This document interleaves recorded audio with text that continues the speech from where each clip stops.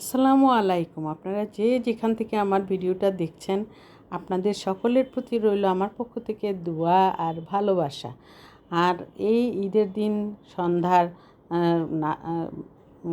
কি কি আইটেম আমি করেছি, আমার যা আমার জায়ের মেয়ের জামাই ওরা আমার বাসায় এসেছিল।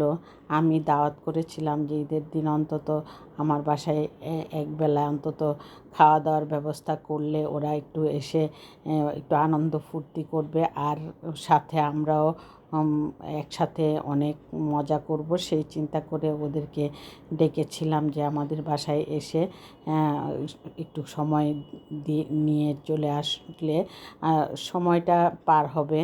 আর সময় আমার জায়ের মেয়ের জামাই, আমার মেয়ের জামাই, ওরা খুবই একদম অমায়িক দুইটা ছেলে। সেই চিন্তা করে তাদের দুজনের বন্ডিংটা অনেক ভালো। সেই চিন্তা করে আমি আমার আমার জায়ের মেয়েদেরকে ডেকেছিলাম। সে এর মধ্যে আমি কি কি আইটেম করলাম, সন্ধ্যা নাস্তা এবং রাতের খাওয়া দাওয়ার সব আইটেম দুইভাবে আমি দিয়েছি। আর এখানে আমার মেয়ে আছে, আমার জায়ের মেয়ে আছে, যা আছে সামনেই আছে ওরা, সেই জন্য আমি ওদেরকে ভিডিওতে একটু তুলে ধরলাম। আর আমি এই আইটেমগুলির মধ্যে চিকেন বানটা আমি একটু তুলে ধরলাম আপনাদের সামনে। কিভাবে করতে হয় সবটুকু না ধরতে পারলেও যতটুকু পেরেছি ততটুকুই তুলে ধরেছি। ঈদের দিন ভিডিও করার মতো মন মানসিকতা থাকে না, অনেক কিছু রান্না করতে হয়, সেই চিন্তা করে কিন্তু আমি তবুও চেষ্টা করেছি একটু একটু করে কিছু আইটেম আমি তুলে ধরার, আর আপনাদের সামনে তুলে ধরেছি। আমি বেকারি আইটেম করলে ওরা খুব খুশি হয়। সেই বেকারি আইটেমটা আমি এখানে ওভেনে দিয়ে আমি এই দেখুন কত সুন্দর হয়েছে কালারটা। আর এই বেকারি আইটেমগুলি খুবই টেস্টি হয়, ওরা খুবই পছন্দ করে।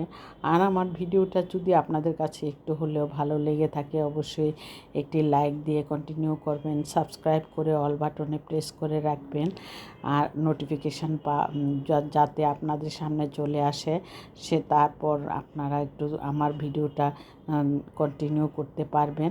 আর এখানে রান্না করছি চিকেন রোস্ট, কক মুরগি দিয়ে চিকেন রোস্ট করেছি, গরুর মাংস রান্না করেছি, চিংড়ি মাছ গলদা চিংড়ি ভুনা করেছি, পোলাও রান্না করেছি। আর এই রান্নার কিছু কিছু আইটেমগুলি করা শেষ হয়েছে, তারপর আমি তুলে ধরেছি। আর এখানে স্ন্যাক্স আইটেমের মধ্যে আমি ফ্রাই প্যানে অনেকটুকু ঘি দিয়ে দিয়েছি, লাচ্ছা সেমাইয়ের 1 প্যাকেট দিয়েও পরে আরেকটা প্যাকেট থেকে আরও অল্প একটু দিয়েছি, দিয়ে আমি একটি বরফির মতো করব। সেই চিন্তা করে আমি নারকেল, দুধ আর পাউডার দুধ আর চিনি দিয়ে একটি ব্যাটার তৈরি করে নিয়েছি, যাতে মাঝখানে আমি ওই নারকেলের পুরটা দিয়ে তারপর বরফিটা বানাবো।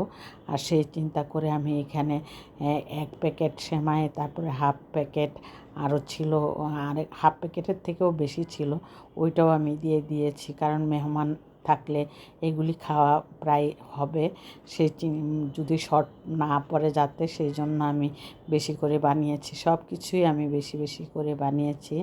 বানানোটা আপনাদের সামনে যদিও চেষ্টা করেছি দেখানোর, কিন্তু ভিডিও করতে পারিনি, না পারার কারণে এখানে আমি চিনি দিয়ে দিয়েছি, কারণ সেমাইয়ের মধ্যে তো চিনি দিতেই হবে।